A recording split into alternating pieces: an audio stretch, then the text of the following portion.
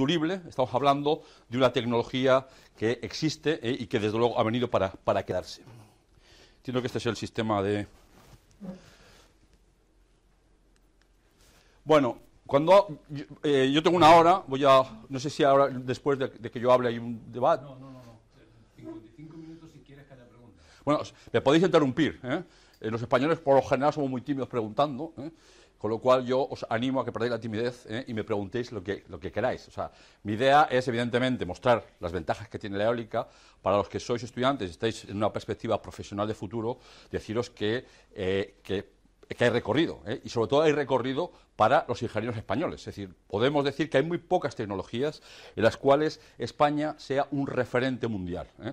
Y en el caso de la eólica somos un referente mundial, y no solamente en lo que son los aerogeneradores, también somos un referente mundial en un tema muy importante, y es cómo esa electricidad se inyecta en el sistema eléctrico. Es decir, somos el primer país en el que todos los parques predicen su producción para el día siguiente, porque claro, la eólica tiene muchas ventajas, pero tiene un pequeño problema, que cuando no hay viento, pues no hay eólica, ¿eh? Y eso hace necesario tener al resto de las centrales en situación de reserva rodante, de esperar a los momentos en los que no hay viento para poder entrar. Aclararé que este tema no es tan grave. Estamos aquí a Red Eléctrica y gracias al trabajo fenomenal que ha hecho Red Eléctrica y a la colaboración con el sector, en las situaciones en las que no hay viento, sobre todo cuando se predice con anterioridad, son situaciones que no son tan graves y el sistema eléctrico es capaz de responder a esas situaciones de falta de viento, ¿eh? Y no nos asustemos de la volatilidad del viento, que existe, porque hoy por hoy, y eso lo hemos demostrado en España, es fácil llegar a niveles altísimos de penetración de la eólica, sin que el sistema se estrese más de la cuenta. Y desde luego os puedo asegurar que por el hecho de que haya habido mucha eólica en este país, jamás se ha producido un problema de blackout o un problema de pérdida de suministro en zonas amplias del país. Bueno, cuando hablamos de generación eólica, fundamentalmente hablamos de aquella de allí, de la grande, aunque hay otras formas de generación. Estamos hablando también de la generación distribuida. Aquí vemos un aerogenerador conectado en una vivienda, aquí tenemos uno más grande conectado en una industria. He de decir, aquí tengo que de alguna forma admitir con cierta pesadumbre, que en estos temas competimos mal con la fotovoltaica, ¿eh? Es decir, la fotovoltaica en sistemas urbanos, sobre todo cuando hay sol. Si no hay sol, como en el norte de Europa, seguimos siendo una energía competitiva, pero cuando hay sol, como en España, en el tema de generación distribuida, desde luego la fotovoltaica, que ha bajado mucho su precio, fundamentalmente a que ahora todos los que producen fotovoltaica son los fabricantes chinos, ahí competimos mal. Cierto es, y esto yo es una idea que progresivamente, a medida que me he hecho más mayor, he ido transformando muchos de mis principios. Yo que empecé hace 30 años como eólico, cada vez soy más híbrido, ¿eh? Es decir, cada vez creo que hay soluciones mixtas, fotovoltaicas y eólicas, porque la eólica tiene una gran ventaja, que funciona muchas más horas que el sol, El sol podemos estar hablando de 1.400 horas y, sin embargo, la eólica podemos estar hablando en algunos emplazamientos de 4.000, 5.000 horas. Entonces, son complementarias, pueden ser complementarias. Bueno, esto es un poco la historia, es decir, toda la eólica moderna se ha desarrollado a partir de la eólica danesa. Es una tecnología o sea, los daneses no tenían agua, no tenían altura, pero era un país muy plano y tenían viento. Entonces decidieron desarrollar la generación eólica, como la veremos. El siguiente país en la entrada en la eólica fue Alemania. Alemania, con un fabricante que es un referente, que es Enercon, lo que decidieron es quitarse una cosa que ahora veremos que es crítica en los aerogeneradores, que es la multiplicadora, Y España, fuimos el tercer país, porque una cosa que todavía los chinos no nos han desbancado es en la generación eólica. La fotovoltaica nos han batido por todos los lados, pero la generación eólica, hoy por hoy, las máquinas chinas son más baratas, pero son peores que las máquinas europeas. Y aquella máquina de allí que seguía la filosofía americana. La filosofía americana partía de la industria aeronáutica, más complicada, más sofisticada, con lo cual se murió pronto, y lo que pivotó fueron estos dos. La danesa el origen y aquí vienen algunos ejemplos. Esta es la máquina de Henser que yo tuve oportunidad de visitar a principios de los 80. Como veis, esto es una torre de hormigón, que ahora se ha recuperado las torres de hormigón, y esto es lo que es el rotor, está fuertemente atirantado. Si la multiplicadora que está aquí dentro es una componente mecánica muy sensible, las palas, que son los elementos que de alguna forma transmiten la fuerza de sustentación y generan el par mecánico, es una de las componentes, digamos, más críticas, porque están sometidas al viento, que como todo el mundo sabemos es muy puñetero, porque el viento, pues evidentemente es rafagoso, es turbulento, y esto hace que muchas veces las palas no sean capaces de aguantar los esfuerzos, las cargas aerodinámicas que está introduciendo el viento. Por eso, en el origen, los daneses se cubrían las espaldas siempre y atilantaban mucho las máquinas. Pasamos a la tierra y luego pasamos al mar. También los daneses fueron los primeros que se metieron en el mar. Y aquí esto es un tema que yo le comento muchas veces al Ministerio. Cuando en Dinamarca no querían más eólica, como pasaron en España, que no se quiere más eólica, lo que dijeron, bueno, nosotros tenemos 2 fabricantes, que en aquel momento era Vestas, y además era Bonus. Y dijeron, ¿cómo conseguimos que nuestros fabricantes sigan fabricando máquinas? Pues buscamos un nuevo nicho de mercado. Y se fueron al mar. Cierto es que el mar danés, tanto el mar Báltico como el mar del Norte, no es el mar Mediterráneo ni el océano Atlántico. Es decir, estamos hablando de profundidades en torno de los 15-20 metros, y aquí en España todos nos hemos bañado en el mar y enseguida cuando das 2 pasos te cubre. Os invito a que os bañéis en Dinamarca, en la playa de Copenhague, en verano, evidentemente, y comprobaréis que uno se puede meter durante muchos metros sin que el mar le cubra. Con lo cual, fue una salida lógica. Digo esto porque cuando yo hablo con el Ministerio, digo, bueno, os habéis cargado la industria eólica, pero por favor, buscarnos nichos de mercado. ¿Y qué mejor nicho de mercado que, por ejemplo, Canarias? En Canarias, si antes decía que la eólica compite, yo me enrollo a hablar, con lo cual no me va a dar tiempo a presentar todo, pero bueno, yo llegué hasta donde llegue, 55 minutos, y luego os leéis la presentación.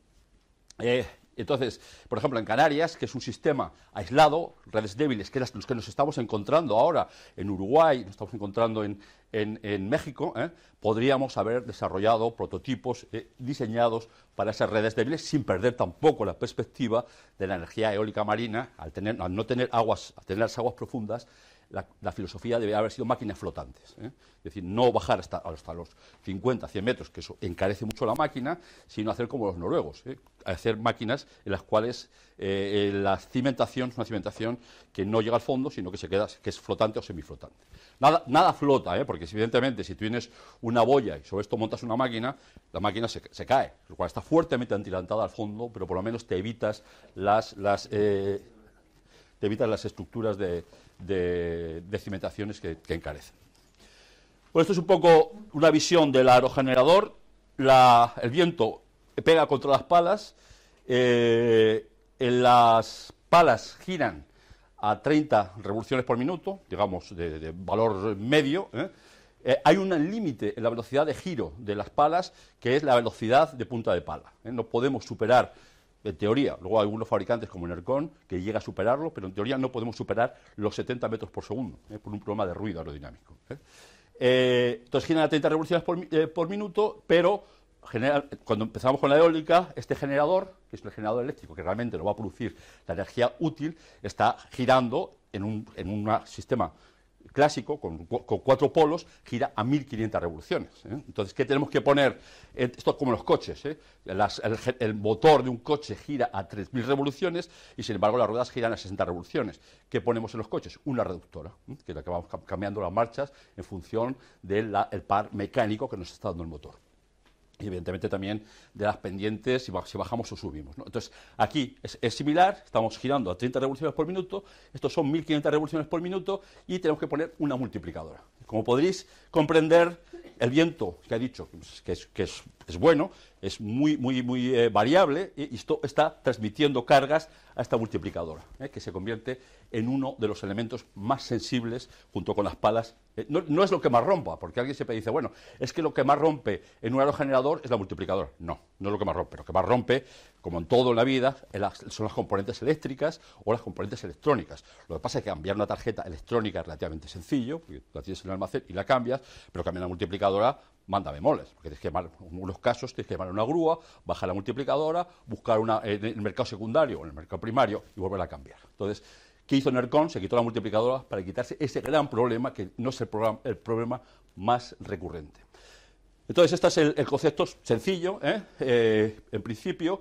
Lo fundamental es que siempre tenemos que orientarnos al viento. El viento entra por el morro, son aerogeneradores a barlovento, con lo cual tenemos una veleta que nos va diciendo en qué dirección sopla el viento y nos vamos orientando a ese viento incidente. Luego tenemos un anemómetro, que el anemómetro lo que nos dice es qué viento está viendo la máquina y en ese momento la máquina arranca. Los aerogeneradores, por lo general, arrancan en el entorno de los 4 metros por segundo, es decir, unos 15 kilómetros por hora. La potencia, esto es un tema importante, la potencia que te va a dar un aerogenerador es proporcional al cubo de la velocidad, y además es proporcional a la superficie del rotor.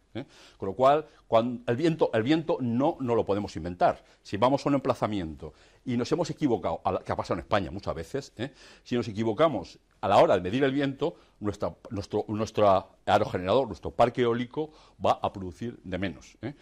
Y con lo único que puedo jugar yo es con aumentar la superficie del rotor. Puedo poner rotores más grandes. Y ahora veremos que cada vez vamos a máquinas de mayor diámetro, mayor tamaño, porque eso nos permite, para un mismo emplazamiento con un viento dado, nos permite incrementar la potencia útil que nos va a producir el aerogenerador. Entonces, el anemómetro sirve para arrancar solamente. Una vez que arranca, ya es el sistema de control que tiene la máquina, lo que te va dando es el par mecánico que está generando, y en función de eso le vas dando el cambio de paso, porque en los aerogeneradores modernos las palas siempre cambian el paso. Es decir, cuando empezamos con la eólica hace 30 años, nosotros, por ejemplo, que yo soy ingeniero aeronáutico, lo que dijimos, coño, ¿cómo vamos a hacer una pala fija sin cambiar el paso? Cuando hay zonas de la pala que nos van a entrar en pérdidas. Es decir, nosotros eso, porque todo esto evidentemente viene también de la industria aeronáutica. Los perfiles de las palas son muy parecidos a los perfiles de las alas de los aviones, ¿vale? Entonces, nosotros dijimos, no podemos consentir que haya partes de la pala que entren en pérdidas. Entonces le cambiamos el paso. Eso que nosotros inventamos hace 80 años y que nos hundió porque era muy complicado, hoy en día todos los aerogeneradores le van cambiando el paso a las palas para, en función del viento incidente, controlar el par mecánico que está recibiendo la multiplicadora, que está transmitiendo al generador, y de esta forma optimizar la producción del aerogenerador. Cuando el viento supera los 24 metros por segundo, por razones de seguridad, también la máquina se para. Y esto es, por ejemplo, cuando comente, si me da tiempo, el tema de la operación cuando hay muchos parques eólicos que se integran en la red. Lo más crítico es cuando de pronto, que pasó una vez o dos veces en España, un ciclón, que en España evidentemente no hay ciclones, la criogénesis ahí el ciclón Kraus, que estuvo en Galicia, ahí se perdió mucha eólica, porque de pronto el viento superó ampliamente los 24 metros por segundo y los aerogeneradores dejaron de producir. Esto, evidentemente, a la red eléctrica le generó un estrés, porque fue una situación imprevista. Como he dicho antes, y si no lo he dicho, lo digo ahora, todos los parques eólicos predicen su producción para el día siguiente. Y la predicción es bastante buena. Hemos mejorado mucho. Al principio, cuando empezamos, la predicción era muy difícil, excepto las rampas. Las rampas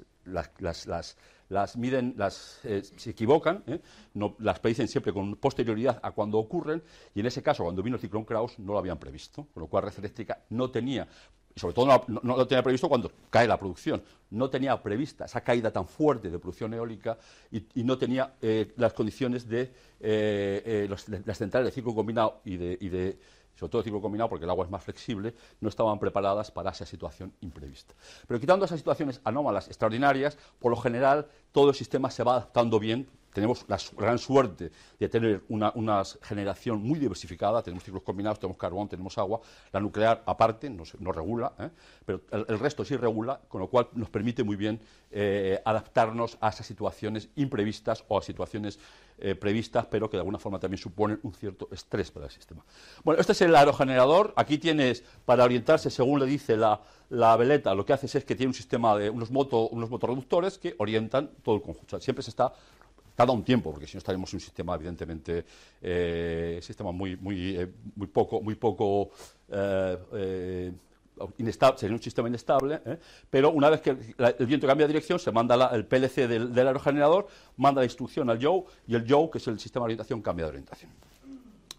Bueno, esto es un poco la evolución de las máquinas. Me he parado en el 2009, bueno, esto lo he hecho esta mañana, no tenía otra, pero tampoco viene mal, porque nosotros, ¿qué pasa? Que las aerogeneradores, yo llevo muchos años en la eólica y os puedo asegurar que me cuesta mucho distinguir un aerogenerador de otro. Son casi commodities. Es decir, muchas veces, bueno, evidentemente hay fabricantes de primera clase, hay fabricantes de segunda y chinos, ¿no?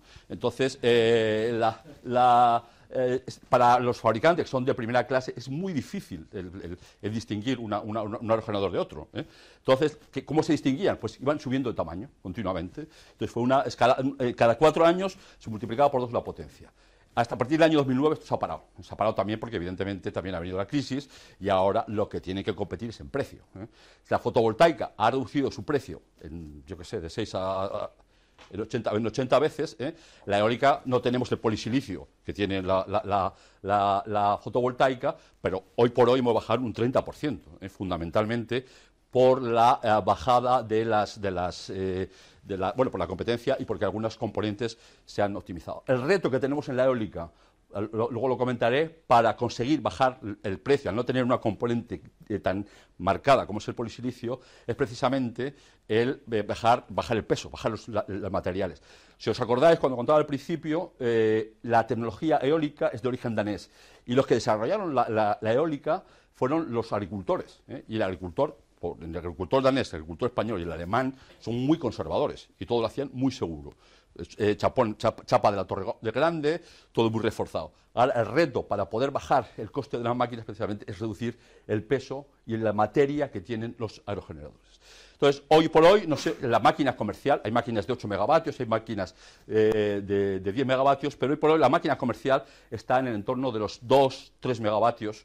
Y una cosa que viene luego, pero por si acaso no me da tiempo, lo digo ahora, es que la clave de la evolución, o la tendencia, más que la tendencia en la evolución de los aerogeneradores no es tanto en aumentar la potencia, sino aumentar el diámetro. ¿Os acordáis? Que lo que os he dicho es que cada vez, sobre todo la forma de aumentar la potencia es aumentar el tamaño del rotor. Entonces, lo que está ocurriendo en Brasil, lo que está ocurriendo en México, lo que está ocurriendo en España, es que cada vez las máquinas tienen mayor diámetro.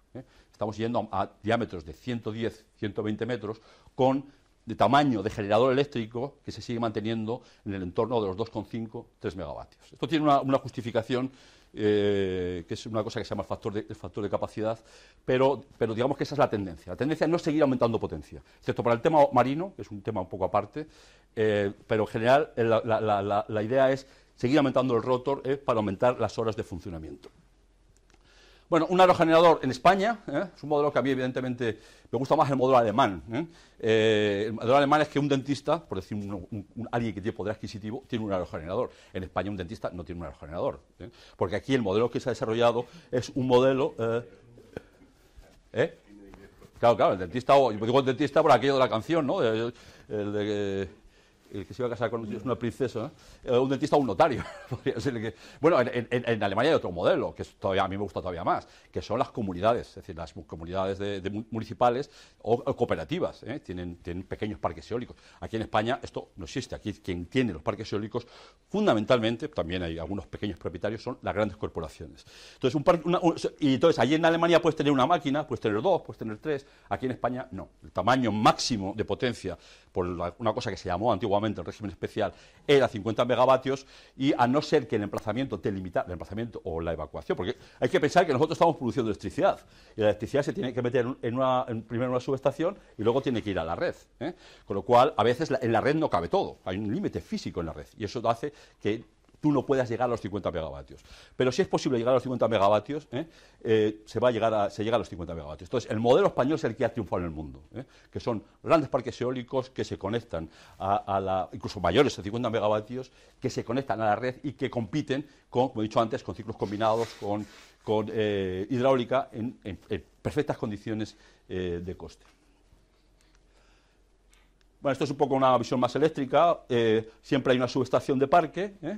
O sea, nosotros producimos en baja tensión, importante, excepto un fabricante. Hay solo un fabricante en el mundo que produzca en media tensión, y es español, que es Acciona Wind Power. El resto producen siempre en baja tensión. Bueno, hay máquinas marinas que también están produciendo en media, pero por lo general la máquina que se instala en el mundo, todo el mundo produce en baja, 690 voltios, que los incrementa luego para evitar pérdidas a 12.000 o a 20.000, hoy en día a 30.000 voltios, y de ahí van a una subestación donde ya te incrementas la tensión de la red, o muy parecida, y ya llegas a la red y ya te enchufas. Esto es un poco el concepto. Bueno, ahora voy más rápido. España ha tenido una evolución importante que ha caído. Hay una cosa que a nosotros nos ha hecho mucho daño, que es lo que se llama la reforma energética, que la reforma energética supone que los parques eólicos en este momento operan con una modalidad que los americanos llaman merchant plants.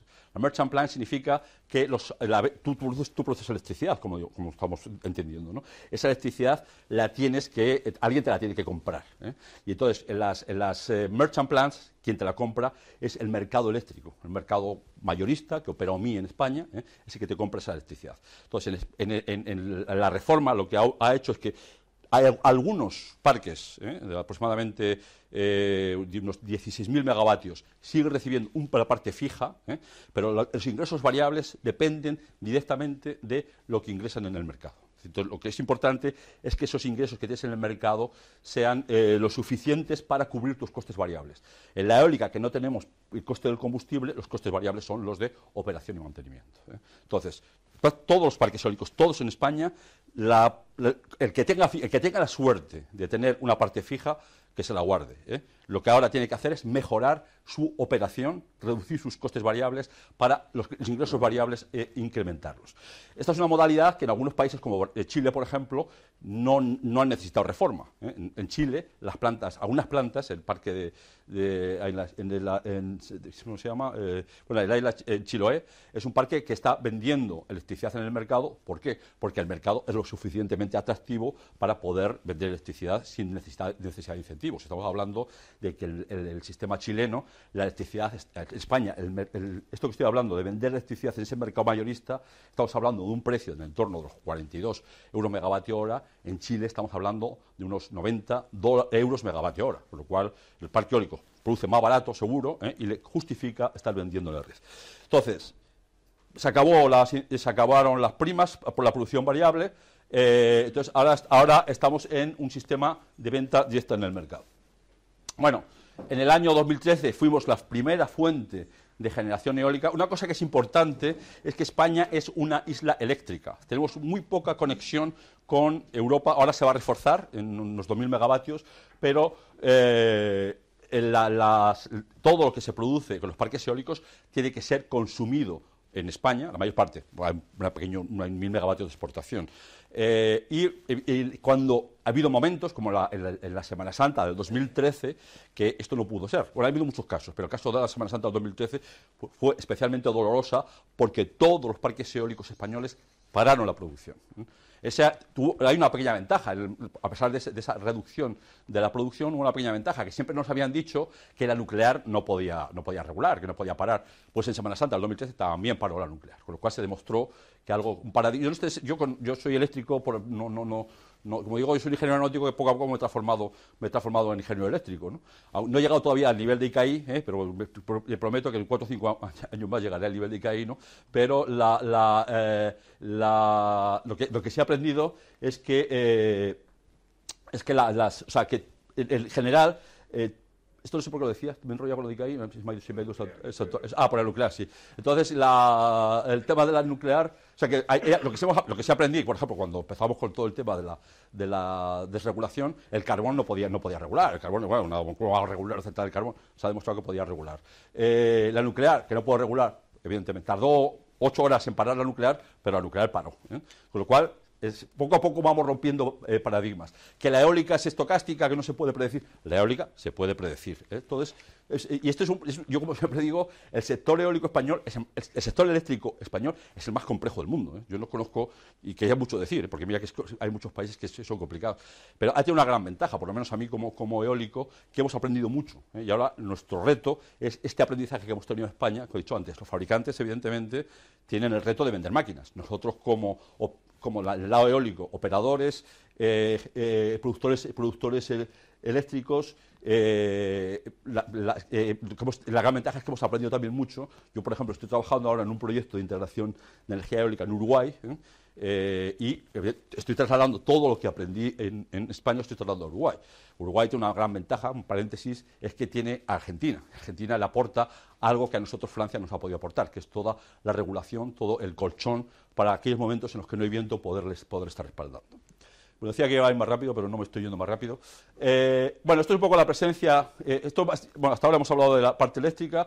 Esta es la presencia de las industrias españolas. Tenemos, está en todo el mundo. Tenemos en India, tenemos en China, en Uruguay. Fundamentalmente son los OEMs, que los OEMs son los fabricantes de máquinas, son los integradores de aerogeneradores. También tenemos una posición, dependiendo de los sectores, todas las componentes de un aerogenerador que hemos visto antes se fabrican en España, excepto una, los rodamientos. No tenemos fábricas de rodamientos, que es una componente importantísima en los aerogeneradores, para sobre todo los grandes rodamientos que tienen los aerogeneradores. Aquí hemos intentado reflejar, no sé si queda muy claro, donde tenemos una posición más competitiva. Sí es cierto que cuando uno va por el mundo, hace 5 años uno viajaba por el mundo y no se encontraba a nadie eólico español. Ahora viajas sobre todo en Sudamérica y en los aeropuertos te encuentras a gente del sector eólico. Yo, como he dado muchas conferencias, a mí todo el mundo me reconoce, y entonces la gente está intentando entrar en nuestros países, y desde luego ha habido una fotovoltaica también, es decir, que hay muchas empresas fotovoltaicas y muchas empresas eólicas que ante la crisis, ante el cierre del mercado español, se están moviendo por todo el mundo. Bueno, aquí vemos un poco la posición. Tenemos evidentemente, somos muy buenos en algunas cosas, no somos tan buenos en otras. En aerogeneradores tenemos una tecnología evidentemente competitiva, y somos muy buenos en todos los temas de predicción, en los temas de participación en el mercado. Una cosa que, por ejemplo, es casi tan visitado como el Museo del Prado, es el Centro de Control de Red Eléctrica. Cuando viene una delegación de cualquier país, pues quiere ir a ver a Red Eléctrica, porque a cualquier operador del sistema del mundo lo que le encanta es tener controlados a los parques eólicos. Que haya un centro de control que, a través de un sistema jerarquizado, es capaz de mandar instrucciones a los parques eólicos, y que los parques eólicos respondan a esas instrucciones, a todo el mundo les encanta. Entonces, quieren ir, bueno, evidentemente quieren ir a Red Eléctrica para ver el centro de control, que en fin, no dejan de ser unas pantallas, pero sobre todo para que Red Eléctrica les cuente cómo se operan los parques eólicos. Un poco en síntesis de lo que he contado, tenemos una tecnología que es la tecnología eólica, que aprovecha el viento. Cada vez vamos a máquinas de mayor diámetro. Gracias a que tenemos máquinas de mayor diámetro, somos capaces de producir electricidad a un coste competitivo con otras formas de generación. Estamos hablando, en el caso español, que es un país de buen viento, pero no de viento extraordinario como Brasil, estamos hablando de costes de generación en el entorno de los 50, 70 euros megavatio hora, más barato que los ciclos combinados. Si al ciclo combinado le metes los costes de transporte. Bueno, evidentemente el precio de generar con un ciclo combinado es un tema muy difícil, porque nadie sabemos cuánto cuesta el gas natural. Pero, en fin, cogiendo el precio del Henry Hub, nos sale que el costo del ciclo combinado, bueno, no sé si luego nos lo aclararán, pero no sabemos. Pero, en fin, viendo cómo opera el mercado, nosotros intuimos que somos bastante más baratos.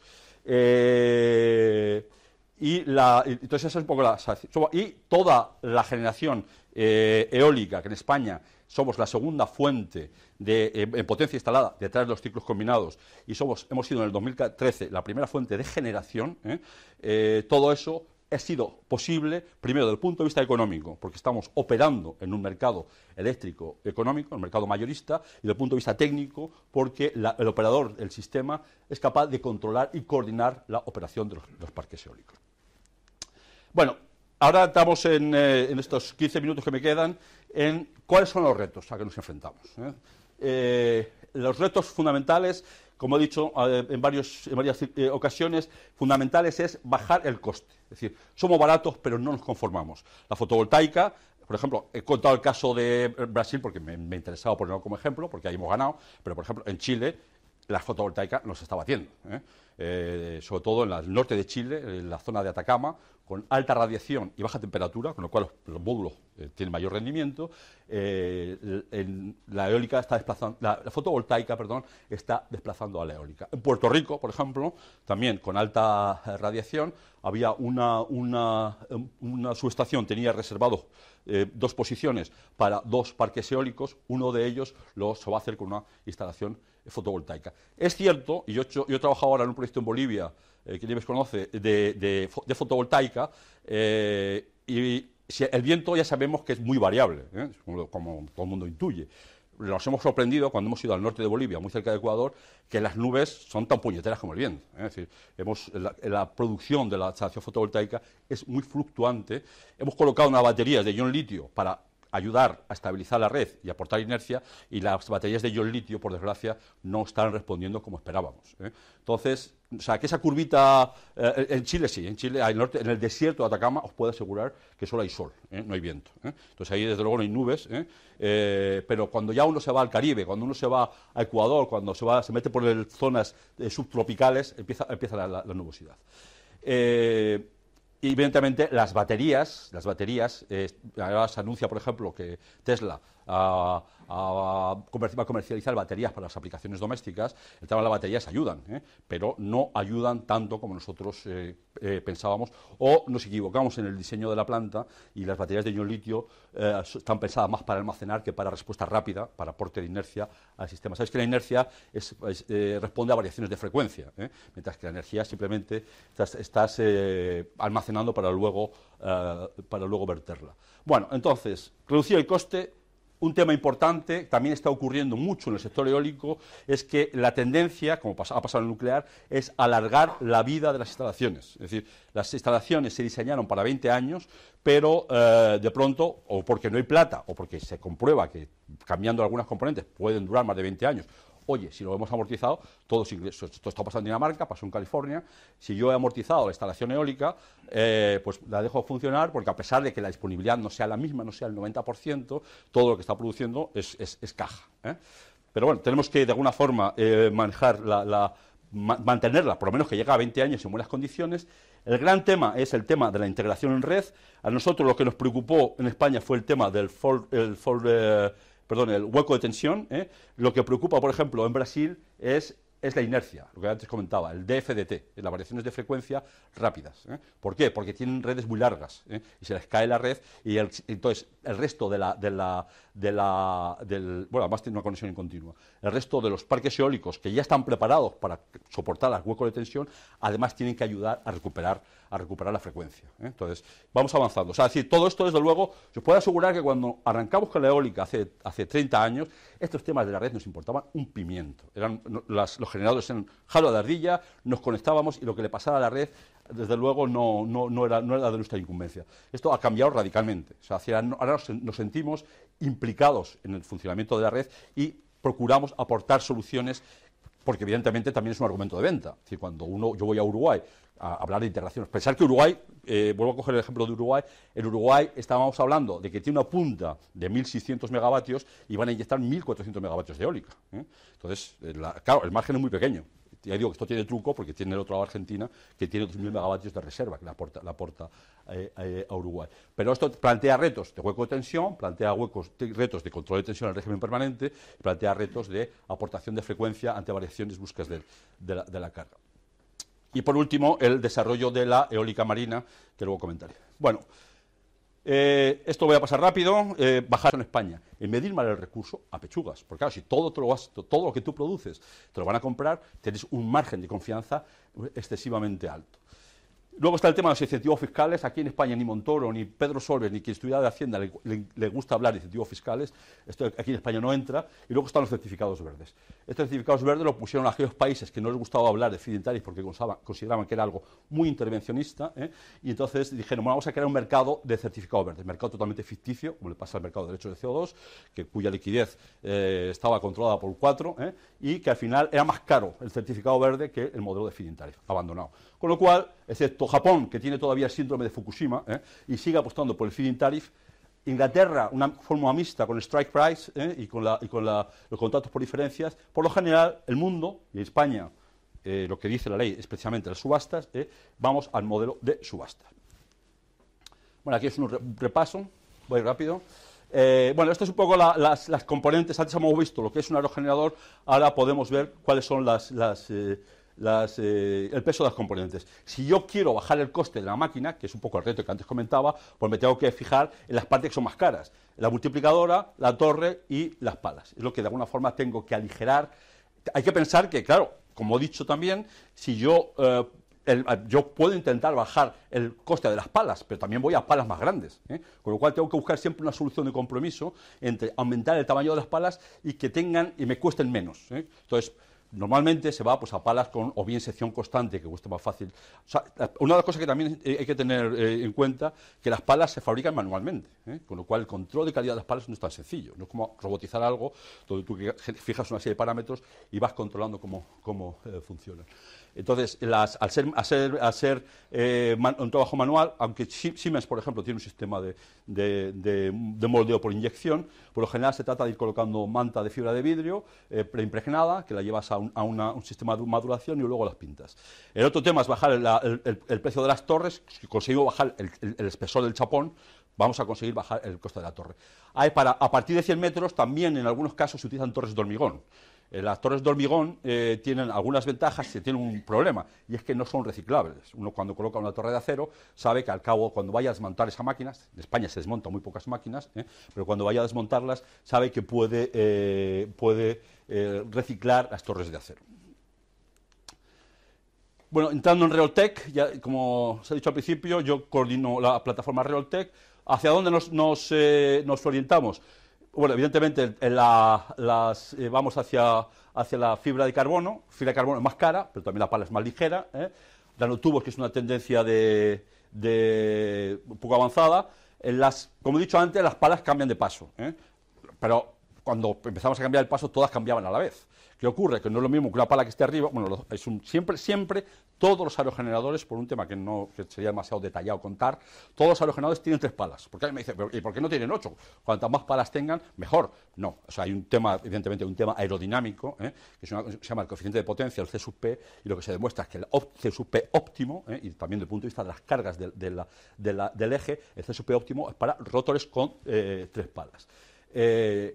En algún caso, para aerogeneradores pequeñitos, veréis algunos barcos, algunos que sí que tienen rotores multipala, pero solamente para ese tipo. En general, para máquinas grandes y medianas, siempre rotores tripalas. Vamos a generadores. Esto lo voy también a pasar así rápido, para que me dé más tiempo. Aquí se ve siempre que tenemos que sacar información, tenemos que echar mano de los americanos. Realmente los españoles, por supuesto, y los europeos, tenemos cierta tendencia a contar menos. Ahora los americanos, como les copian mucho los chinos, también se están replegando. Entonces, muchas de las transparencias que pongo aquí sobre la evolución de costes vienen del ENRE, que es aquí no pongo la fuente, pero es el DOE, el Departamento de Energía americano. Entonces, con esto lo que se ve es que hubo una punta del precio de las máquinas en el año 2008-2009 y progresivamente va bajando. Este también es un efecto del propio método de subastas. Cuando uno hace unas subastas, el suministrador de la máquina te ofrece el precio de la máquina más bajo. Cuando había un modelo de feed-in tariff, lo que el suministrador del aerogenerador sabía era cuánto ibas a cobrar tú, y dice, pues se quedaba con parte del margen. O sea, para que os hagáis una idea del absurdo, hubo una época que era más barato comprarse un aerogenerador en España y llevarlo a Alemania que comprarlo en Alemania. Claro, evidentemente nadie lo hacía porque todo el mundo estaba atendiendo sus propios mercados, pero esa es otra perversión también del propio modelo del feed-in tariff. Bueno, el resumen de esto es que las máquinas tienden a bajar de precio, desgraciadamente no como la fotovoltaica, pero se nota. O sea, antes comprar una máquina te podía costar, una máquina SWORKS fuera de la fábrica te costaba del orden de 900.000 euros megavatio, ahora encuentras máquinas muy buenas por 700.000 euros megavatio. Hay un mercado incipiente de máquinas de segunda mano, porque tampoco se desmantelan muchas, que evidentemente una máquina de segunda mano con buenas condiciones todavía, sobre todo porque en algunos casos se han quitado de sitios con viento muy turbulento, y entonces se llevan a sitios con viento más laminar, con menos problemas, pues esa máquina te puede costar la tercera parte, te puede costar 250.000 euros y tiene una vida, por supuesto, de 10-15 años sin problema. Como he dicho también, ahí tenemos la fórmula, un medio de la densidad. Evidentemente me interesa colocar más máquinas a nivel del mar que máquinas en la altura. Si tú estás en Chile, pues enseguida la altura te la encuentras casi a nivel del mar, con lo cual no es fácil irte al nivel del mar. Pero en fin, es mejor colocarla en sitios de alta densidad, con altos rotores y la velocidad del cubo. Como he dicho al principio, la tendencia, aquí se ve el promedio del rotor de diámetro, se ve que va tendiendo cada vez va subiendo cada vez más. Sin embargo, la potencia incluso baja. Es decir, esto es un tema que me decía, ayer estábamos en una reunión para hablar de temas tecnológicos y me decían, vamos a hablar de máquinas de 10 megavatios. Digo, el reto no es hablar de máquinas de 10 megavatios, porque la potencia de un generador, yo puedo adaptar la placa del generador y ponerle una potencia con ciertos niveles. El reto es colocar rotores cada vez más grandes. Entonces, la tendencia se ve que es precisamente porque gracias a esto conseguimos subir, como es el pi por r cuadrado, rotores más grandes, me aumenta la superficie. Y el C sub P es, cuando uno mira un catálogo de un fabricante, uno de los datos que te da es cuál es el nivel de C sub P al que llega. Por ejemplo, Enercon tiene un C sub P más alto que Gamesa y Vestas. No significa que sea mejor máquina, significa que es una máquina tecnológicamente más avanzada, pero tiene un pequeño truco, es más cara. Entonces, bueno, esto es, digamos, el elemento diferencial de la nueva máquina con respecto a otra y, evidentemente, la superficie del rotor. Esto paso porque es un poco técnico. Una cosa que también está pasando, aunque lentamente, es que cada vez más, o sea, porque sabéis que todos los generadores eléctricos se basan en la ley de Faraday. Yo tengo que mover un cable, si un cable se mueve dentro de un campo magnético, al final termina pasando corriente por el cable. Entonces, ¿qué ocurre? Que evidentemente tengo que generar el campo magnético. Entonces, si yo el campo magnético lo tengo ya generado porque tengo imanes permanentes de neodimio y disprosio, entonces consigo que la máquina arranque antes, porque ya al principio, cuando empieza a funcionar la máquina, parte de la generación se está utilizando para magnetizar el rotor. Entonces, ya digo, no es una constante, pero muchos fabricantes, como por ejemplo le pasa a Vestas, que estará por aquí, Vestas tiene su generador, ofrece su generador, tiene las dos opciones, imanes permanentes y no imanes permanentes. Ya digo que imanes permanentes tiene algunas ventajas, tiene un problema, el mantenimiento es más complicado, tiene otro problema, no sabemos el tiempo de desmagnetización, es decir, en principio están pensados para 20 años, pero no hay un track record suficiente para saber si el nivel de magnetización se va a mantener constante o no. Pero digamos que es una tendencia. También, evidentemente, el tema de los imanes permanentes también está ligado al endurecimiento de los códigos de red. Un generador de imanes permanentes, en principio, sobre todo, bueno, que sea full converter o no, es un tema que hay que verlo, pero digamos que en principio tiene más flexibilidad para adaptarse a distintos códigos de red. La siguiente está claro, ¿no? Es decir, la primera es reducir costes, vamos a máquinas. Y cuando hablamos de coste, no hablamos de inversión por megavatio, estamos hablando de una cosa que se llama el coste de generación, que en las renovables, como en las renovables que no tenemos costes variables, se llama el coste normalizado, en inglés, levelized cost of electricity, que es porque tenemos que normalizarlo, porque todo lo que ingresamos en 20 o 30 años y lo tenemos que llevar al año cero. Entonces, para eso tenemos que aumentar el diámetro, tenemos que bajar los pesos, introducimos imanes permanentes. Claro, otro problema de los imanes permanentes es que el neodimio y el disprosio se produce en China, con lo cual hay prácticamente un monopolio de suministro y hoy por hoy, si no nos fiamos de Rusia, como para fiarnos de los chinos, ¿no? Entonces, bueno, estos son los grandes retos, el control de tensión en régimen permanente, el control de tensión en perturbado, la coordinación de las protecciones entre los parques eólicos y el resto del sistema. Este es un tema que en España no nos hemos preocupado mucho, porque los parques eólicos, por lo general, no han planteado nunca problemas de armónicos o de calidad de onda. El otro tema es el tema de la regulación potencia-frecuencia, y aquí en España una vez más somos pioneros. La idea no es cumplir el código, sino cobrar. Como os he dicho antes, nos han quitado una prima, a algunos les han dado un incentivo a la inversión, no a todos. Y entonces, ¿qué decimos? Bueno, pues vamos a ver dónde sacamos más pasta. Y entonces hay una cosa que se llama los servicios complementarios, que es la regulación potencia-frecuencia. Entonces, lo que nosotros antes, ahora siguen dando fundamentalmente los ciclos combinados y la hidráulica. Parte de esos servicios de regulación potencia-frecuencia los queremos también que nos los paguen a los eólicos. No está siendo una tarea sencilla, porque primero tenemos que convencer al Ministerio, que ya lo hemos convencido, tenemos que convencer a la red eléctrica, que está en ello, y yo creo que lo terminaremos convenciendo. Pero también, como una idea de esta charla que estoy dando, es el sector eólico español es tiene las tecnologías, ya digo, fabricantes de clase primera, pero además, desde el punto de vista de la integración en red, hemos sido pioneros en el mundo. Y este tema de cobrar por los servicios de ajuste, una vez más, vuelve a ser un tema pionero de este país, que cuando estoy en Uruguay ahora, y espero que siga extendiendo mi experiencia en otros países, también se lo estoy diciendo. Es decir, que la parte de la regulación que en este momento te está dando Argentina, porque claro, aquí no hay ningún argentino, ¿no?, en la sala, ¿no? Porque claro, fiarse de Argentina es un tema complicado, ¿eh? Es que lo digan a Repsol y que se lo digan también a los chilenos que tenían unos tubos, por los que pasaba el gas a Chile y en un momento dado desapareció el gas, ¿no? Y eso tiene la ventaja de que el precio del pool se ha encarecido y gracias a eso se conectan los parques eólicos. Bueno, evidentemente la participación de la eólica, 24.000 megavatios, hemos llegado a tener un 60 y tantos por ciento. No es lo mismo tener un 60 y tantos por ciento en España que tener un 100% en Dinamarca. ¿Por qué? Porque España es una isla eléctrica, estamos aislados de la red, ¿eh?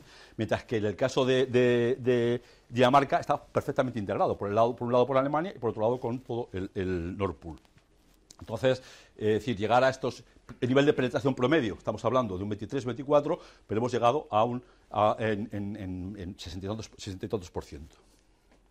Pues estos son datos, aquí se ve el caso más de 64%. Cierto es que era un día por la noche, pero y Red Eléctrica nos cortó, porque, como he dicho, Red Eléctrica con el CECRE, con este sistema de coordinación que tiene, muchas veces nos corta los parques eólicos porque el sistema no es capaz de absorber toda la electricidad que generan los parques eólicos. Pero en este caso, a pesar de ese nivel de penetración, no nos cortó porque fue a las 3 de la mañana de un lunes y en ese momento ya empezaba a subir la carga. Dijeron, bueno, estamos cómodos y llegamos a un 64% de índice de penetración. Esto es una idea que meto aquí, esto es como una cuña publicitaria. ¿Hacia dónde vamos, no?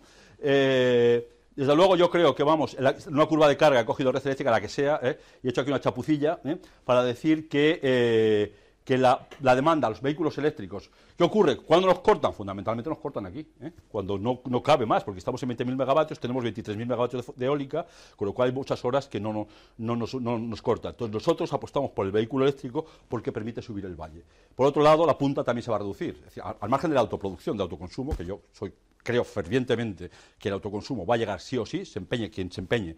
Desde luego, nos vamos a colocar con el tiempo una fotovoltaica, como compramos una nevera. La diferencia está en que, evidentemente, no tenemos viviendas unifamiliares, como tienen en Hawái, pero vamos, que va a haber fotovoltaica seguro. Y entonces, bueno, estas son un poco las dudas. Y evidentemente, a nosotros nos interesa. Claro, ahora también se habla de la conexión con Francia, no sé si habéis leído los periódicos, que se va a reforzar la conexión con Francia con un cable submarino entre Pasajes y Burdeos, claro, porque el problema de ir por la frontera es que primero tienes que cruzar los Pirineos, pero luego te encuentras que en el sur de Francia no consumen ni Dios, o muy pocos, ¿no? Entonces ahora te vas ya directamente hacia zonas de consumo. Entonces, ¿cuál es y dice que es para que las energías, poder verter las energías renovables. Pero claro, los franceses también no van a querer vender nuclear. Yo lo que vaticino es que si se refuerzan las conexiones y el hueco térmico que tienen los ciclos combinados hace que en este momento el factor de capacidad de los ciclos combinados esté en el entorno del 10%, si nos conectamos con Francia, el hueco térmico de los ciclos combinados va a bajar todavía más. Porque muchas veces se dice, no, es que la eólica baja el precio del mercado. Sí, bajamos el precio del mercado porque ofertamos a precio cero. Ahora no tanto, pero ofertamos a precio cero. Entonces bajamos el precio del mercado. Pero nadie se cuestiona qué va a pasar con una conexión con Francia, que va a costar muchos miles de millones de euros y que posiblemente baje el precio del mercado y que todavía disminuya el hueco térmico. Y bueno, vamos a este modelo. Otra cosa que también es importante, y aquí gente de ENSOE que lo va a contar, vamos a una integración europea del mercado, es decir, por eso, ¿qué ocurre, por ejemplo, en Europa? Cuando sopla mucho el viento en Alemania, la electricidad se mete por Holanda y se mete por Polonia. Y van los polacos y los holandeses y se quejan. Entonces, que no se quejen, es decir, lo que tienen que hacer es buscarle la parte buena al tema, y es que les está entrando electricidad muy barata. Porque aquí en España los productores de ciclos combinados se quejan de la eólica, el hueco térmico se les ha reducido. Allí en Europa los que se quejan son los países vecinos. Los holandeses se quejan de que tienen que parar los ciclos combinados porque les está entrando electricidad de Alemania. Entonces, lo que tienen que ver es que esa electricidad de Alemania es más barata que los ciclos combinados. y hay que, porque las primas sí que le están pagando los alemanes, porque los alemanes tienen industria eólica, lo que no tienen los holandeses. Entonces, vamos a un modelo en el que cada vez va a haber más flujos, tenemos el Price Coupling of Regions, y la idea es que la electricidad fluya. Esto, evidentemente, a pesar de lo que he dicho antes, de que la conexión entre Burdeos y Pasajes, no sé, por ahí por el norte, no sé si va a ser, sí que es bueno que cada vez haya más refuerzos, porque de alguna forma, aunque es un riesgo, sí que intuitivamente se supone que esto va a conseguir aumentar la eólica. Bueno, aquí vienen un poco las propuestas que hacemos desde Reoltec. Como no tengo tiempo, este es el sistema de control que antes he contado.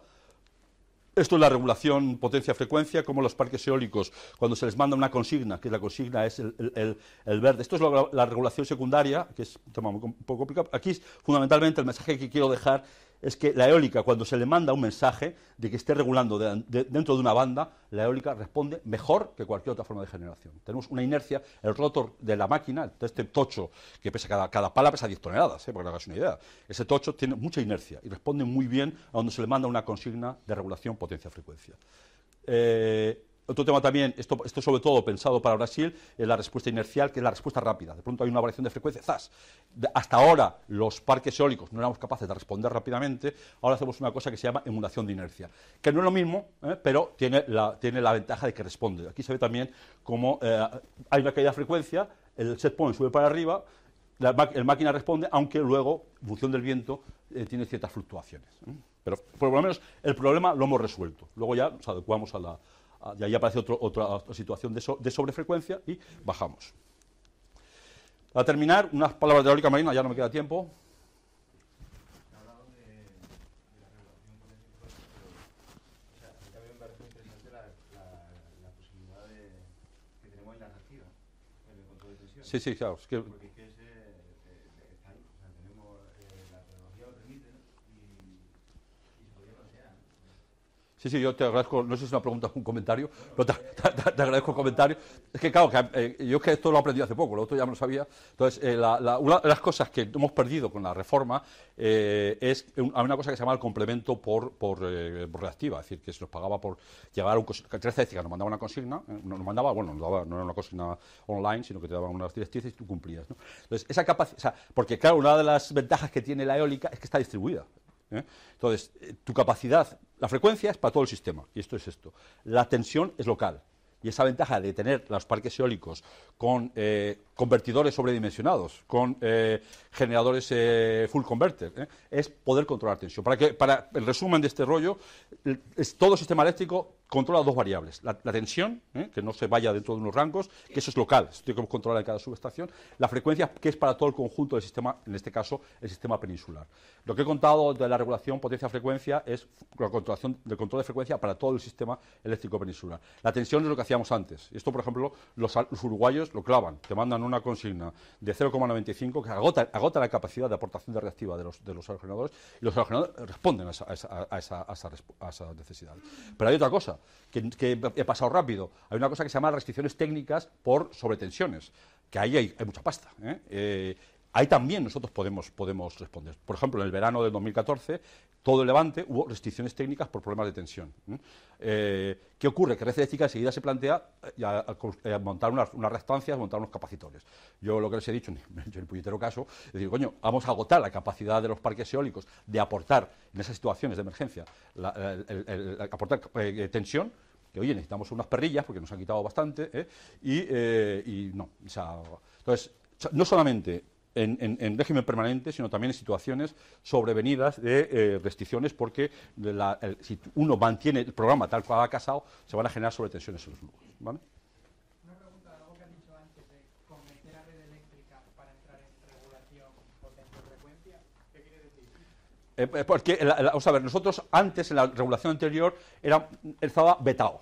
No podíamos, éramos no gestionables, porque el viento es no gestionable, no estábamos vetados. Luego el Real Decreto dice, no son aptos, o sea, no está vetado, no somos aptos. Entonces tenemos que demostrar la aptitud, y para demostrar la aptitud hay que pasar unas pruebas.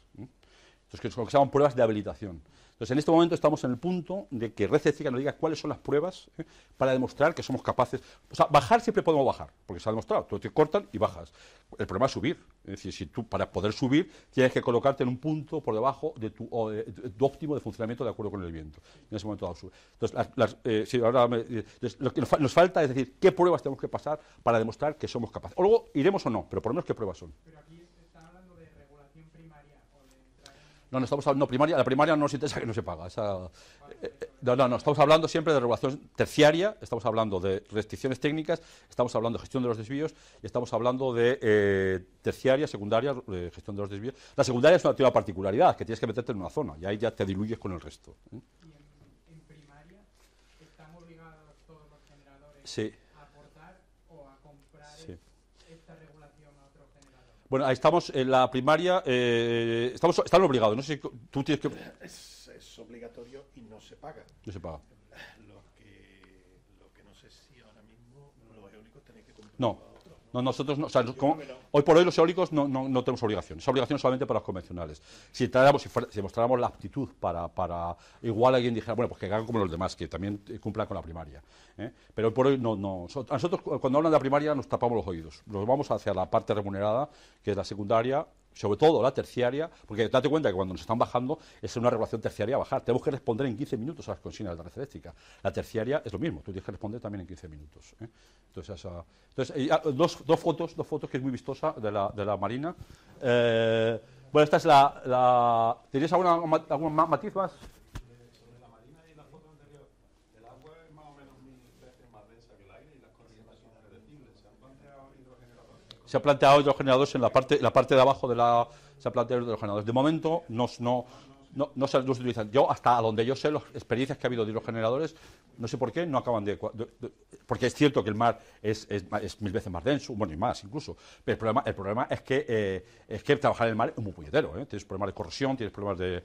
Entonces, pero evidentemente uno cuando ve esto dice, bueno, ¿y por qué no, ya que tienes aquí un transformador, por qué no por abajo está generando? Desde luego ha habido propuestas, pero no acaban de cuajar. Bastante lío es esto como para encima complicarse. Tú imagínate la movida de instalar y esto que estos son monopilotes, esto es esto de hormigón, como un tornillo de hormigón, lo vas clavando, que ahí es donde se producen los problemas ambientales, sobre todo en la fase del pilotaje, y sobre esto montas la máquina. Esto es un lío, pero luego, o sea, por ejemplo, el otro día había un caso curioso, lo digo como anécdota, perdón, y ya acabo.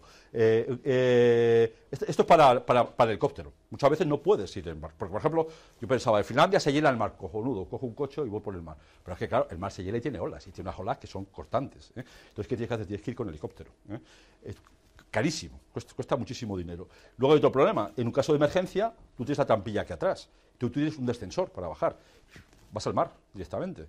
Con lo cual, los temas de mantenimiento, de seguridad en el mar son muy complicados. A pesar de esto, de todo, los ingleses han hecho, yo creo, una apuesta muy inteligente, round 3, por la eólica marina. Cierto es que el costo de generación de la eólica marina, si antes os he hablado de 60, la marina no baja de 140 1 megavatio hora. Y bueno, ya simplemente ya sí que termino. Aquí en España tenemos varios centros, y lo que he de decir que, por desgracia, a pesar de que ya no somos, España se ha gastado unos cuantos millones de euros, CEFIR ha cerrado, BIMEF ha cerrado, bueno, aquí siguen las boyas y solamente nos queda el PROCAN. Es decir, que a pesar de que en España no tenemos profundidades suficientes, sí que ha habido iniciativas que, una vez más, este es yo que soy muy defensor de la experiencia eólica española, en el caso Marina nos falta continuidad. Es decir, cuando ya estábamos a punto de tener el PROCAN, va Gamesa, firma un acuerdo con Areva y se llevan la planta de ensayos a Francia. Pero, a pesar de que nos va a costar tener eólica cuando hablas con Red Eléctrica, dices que vas a montar un parque eólico de 1000 megavatios aquí, se le erizan los pelos. Pero bueno, digamos que nos va a costar tener... Aquí, desde luego, aquí todavía somos más baratos que generar con diésel. O sea, que aquí sí que tendría sentido. Bueno, si las profundidades aquí son de 100 metros, no quiero contar en Canarias. En Canarias te vas pues a una zona volcánica y enseguida te vas para abajo. Pero bueno, digamos que generar en Canarias podría ser considerado. Entonces, el resumen de esta parte de Marina es que, a pesar de que nos va a costar el tener eólica marina, sí que hay suministradores españoles que están suministrando a los parques del norte. Es decir, que sí se pueden desarrollar componentes de cara a la eólica marina. Bueno, muchas gracias.